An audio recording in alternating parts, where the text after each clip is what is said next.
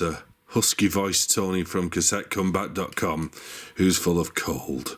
But never mind, I still want to do a new video for you, so just bear with me and I'll try not to cough too much phlegm up.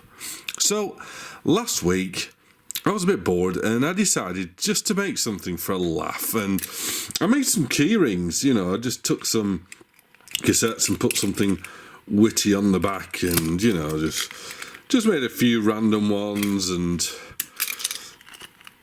just for a bit of a laugh. And some people said, "Oh, I want one of these. Oh, I want these." So after I got inundated, I said, "Oh, I'll make some more," and put them up for sale. And people were very, very distraught that I couldn't send them one of these shipped internationally for a couple of quid. It doesn't work like that, boys and girls. I mean, I originally made these because I just thought it'd be nice to include as a little something in orders. When you buy at my web store, I'll throw in a little keyring. I mean, they are homemade, they are not high quality, but hey, they're a bit of fun. What do you want?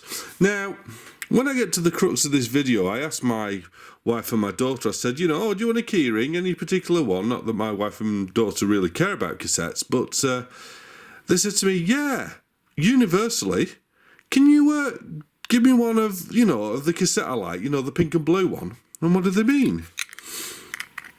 This is the keyring they wanted, because this is the cassette that they remember more than anything. And that's the crux of this video. The crux of this video is this cassette. The 1989 Memorex DBSi, also lovingly known as the clown cassette. Why? Because it's so bright and loud. Now, I'm doing this video because this is a very, very important cassette, believe it or not. It really is, as demonstrated by the keyring. You see, these were ubiquitous in the late 80s, early 90s, and I think anyone who was into cassettes used these at least, and if they didn't use them, they knew of them. This is sort of like, not a stereotype, but this is now a very, very nostalgic cassette. And people think of them as being, "Oh, I have these, and here's my boombox, it was alright, but they're pretty rubbish." But let's go into this cassette a bit more, because like I say, this is now an important cassette. And whenever I get these, I struggle to keep them in stock. Now, this, as you can see, come on, let's have a look. 3-hole hubs. Come on. Who's made these? Who made these? Correct, this is SKC. However, there is another virtually identical version. That's this one. Square holes in the hubs. Come on, who made this? Who made this? Yes, Saihan. So we've got an SKC and a Saihan, and there are some subtle differences, as you can see. If you can see here, the stripage is more apparent on the SKC version than it is on the Saihan, and the blue's a bit different colour as well. But there were more than just this 1989 iteration. There was a further iteration of it, and this one is a Saihan one, which looked like this, and it's still, the clown cassette, yellow hubs, pink and blue, etc. And then in 1993 they made sort of like the final version of it, which is this one, which is quite a bit more subtle, but as you can see, it's still got the slip sheet with all the writing on, and it's got purple and pink hubs. It still wasn't a quiet cassette. So the thing is, are these any good? And that's the point. Are these just a joke, or are these actually decent cassettes? Well, what I'm going to do is I'm going to focus on these two for the moment, okay? So that you can pick the differences when you're looking at buying these on eBay. Because if you look at the top right, you can see this one sort of has a line pattern on the case, on the shell. This one doesn't. I've said about the blues being different colours. On the back, bigger barcode on the SKC than the Saihan. Why does that make a difference? Right, let me show you why it makes a difference. Let's take this Saihan one, okay? I'm just going to unwrap this. Like I say, it's very clever, this cassette. It's all about the wrapper. Right, I've just unwrapped this from scratch, yeah? I've got my Bic. Let's look at this tape.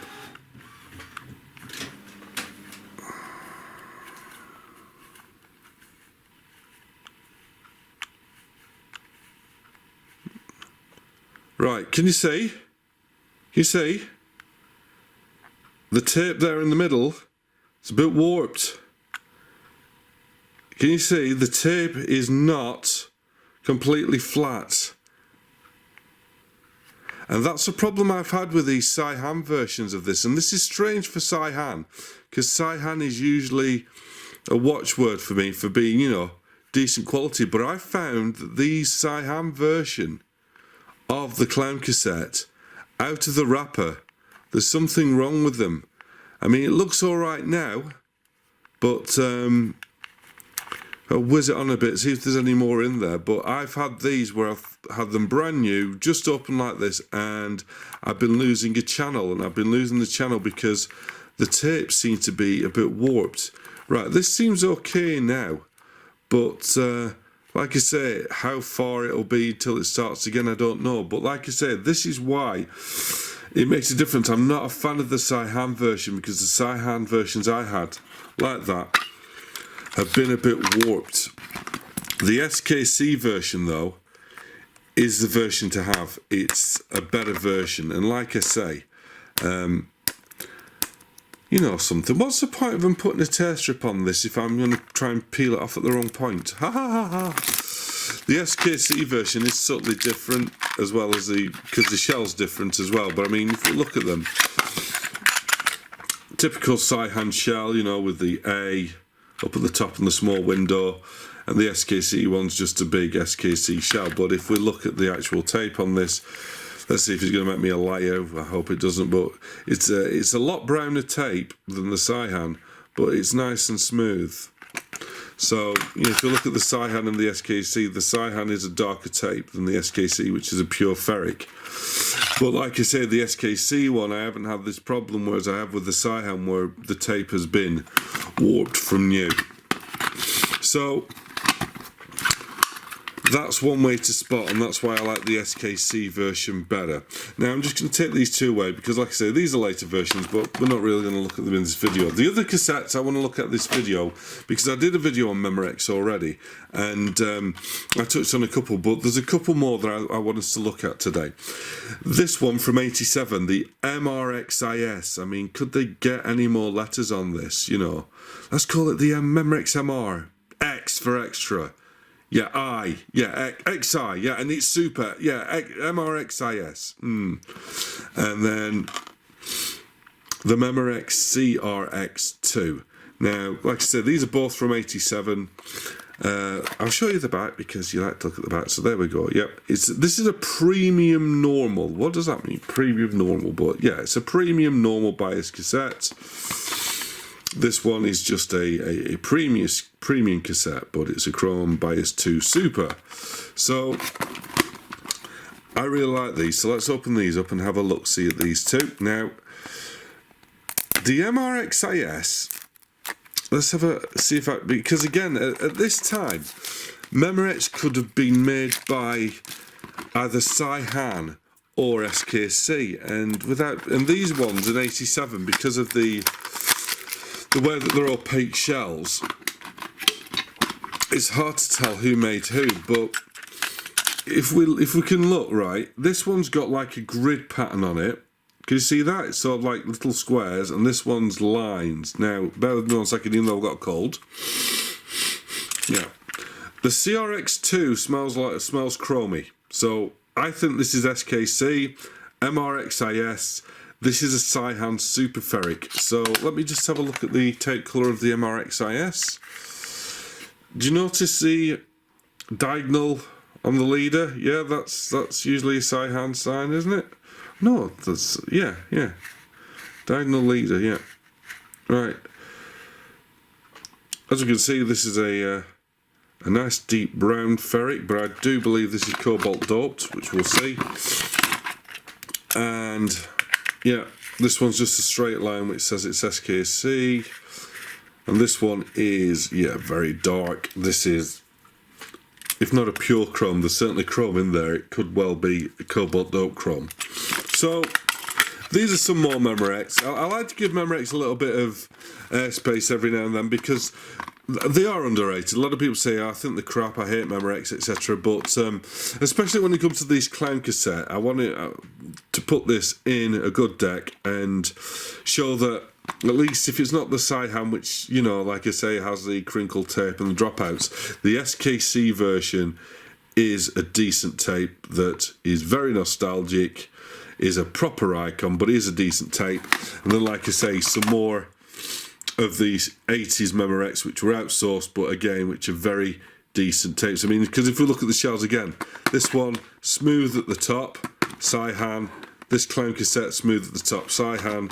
And if we look at the cases here, ribbed for her pleasure. Sorry, SKC. And this one's ribbed SKC. In fact, they're the same case. So SKCs and Saihans. But anyhow, enough of me gassing on. Let's go and record something on them. The truth.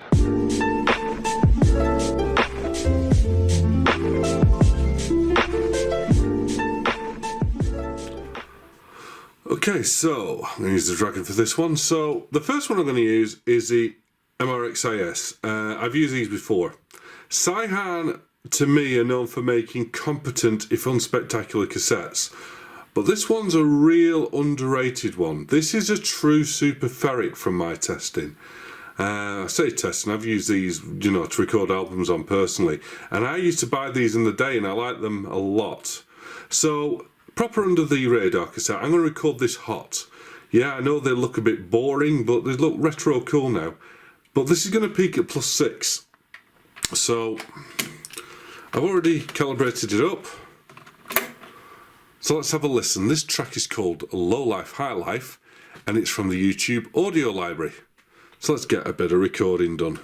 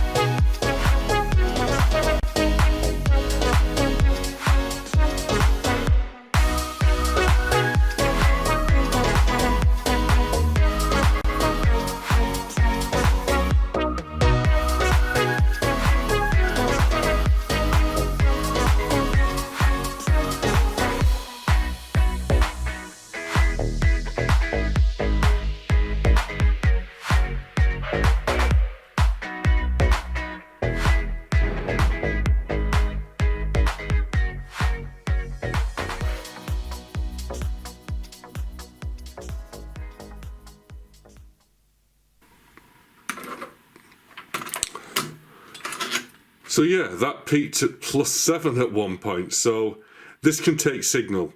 This is a very under the radar super ferric. You can see some for a nice price, get them bought. So we're going to move over now to this, the CRX II, which, like I say, from what I can tell, is an SKC cobalt dope chrome. So bear with me a second while I just calibrate this up. So test tones are coming, but I'll mute them down a bit.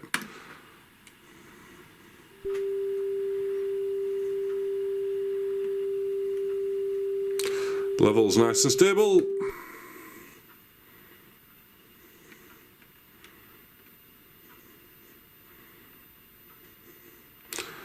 Okay, the bias is nice and stable. The level's nice and stable. Everyone's happy. I'm going to crank this down a bit because even though it's a cobalt doped chrome, I don't want to push it too high, but maybe to about +3, but we shall see. Right, this is another one from the YouTube audio library. This is called Lost World.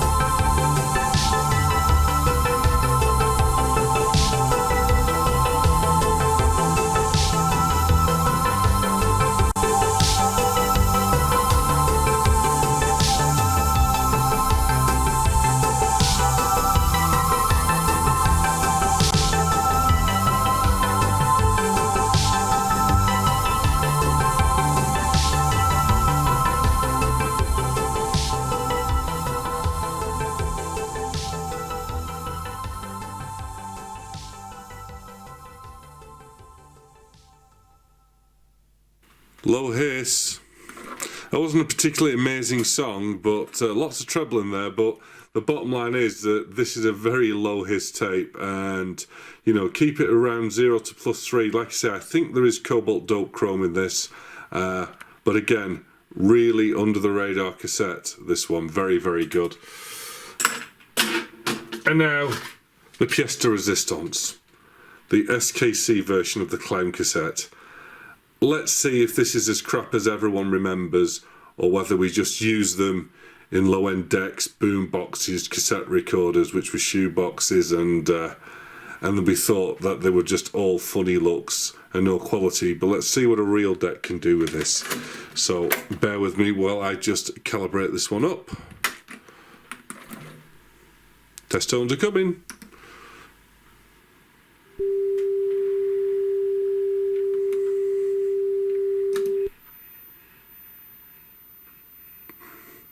Needs a lot less bias signal than the MRXIS, which was calibrated before, but let's have a look. Level's about right. Smidge more on the bias. Come on, fella. Okay, that'll do. Right. This one we're going to record this a little bit hot. Let's see how far we can push this. But this one again, from the YouTube audio library, is called Lights Go Down. And you can hear the hiss compared to the CRX II, can't you?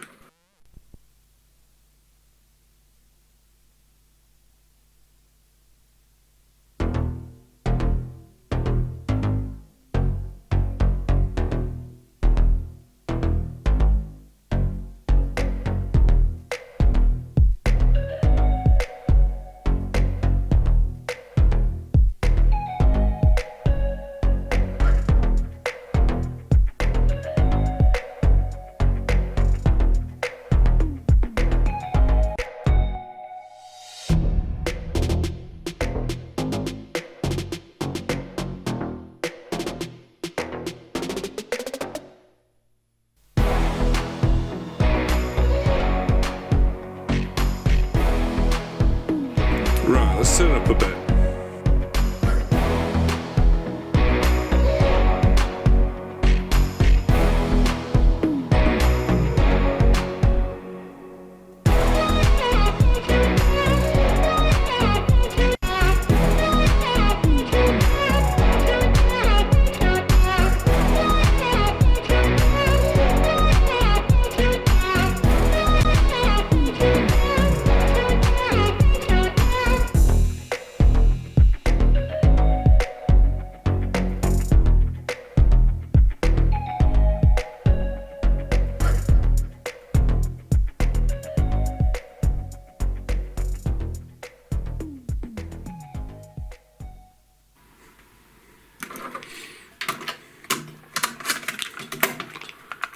So yeah, it was hissy. But you got to think this was an entry-level Type 1 from the 80s. But I think we could just hear there that it might have a bit of hiss, but this isn't, as many people say, shit.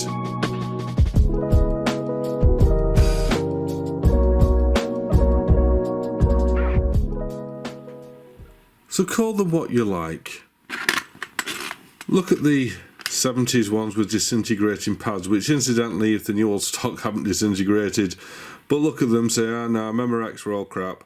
But they're not. This one is a proper super ferric that sounds really well. This one is a good chrome tape, has low hiss. They look now retro cool, where in 1987 they look old fashioned and old hat. Now they look a lot more retro cool because they're not cleared shells. But this one, iconic and important, because this is a cassette that everyone remembers. And unlike its reputation, it does actually record well as a cassette. They're not crap. You just need to bias your deck up properly for them. And again, the better the deck, the better the result. But these are an important cassette because you show anyone this cassette, even if you show them just something like the keyring, say, hey, remember that, everyone remembers that who used cassettes. And that's why this is almost like a beacon for us in the cassette world. And that's why these shouldn't be ignored and just simply cast away as gimmicky tapes or old tapes or just, you know, Memorex. Because Memorex had more good tapes than bad. You've got to think, when they stopped making them themselves and they outsourced it to Korea, then they started making good tapes, because let's be honest, nearly everyone else, like Scotch, etc., was outsourcing to SKC and Saihan anyway. So there we go. And incidentally, don't contact me regarding the keyrings. I know some of you saying, why the hell would I want that crap?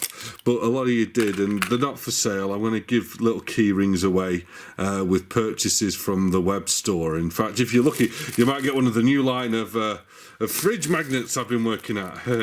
Yeah, I know, I'm very bored. But yeah, it's just little niceties, just little freebies to give to my friends. Giving some back. So thanks for watching. Please like and subscribe if you haven't already. And until the next video, happy taping.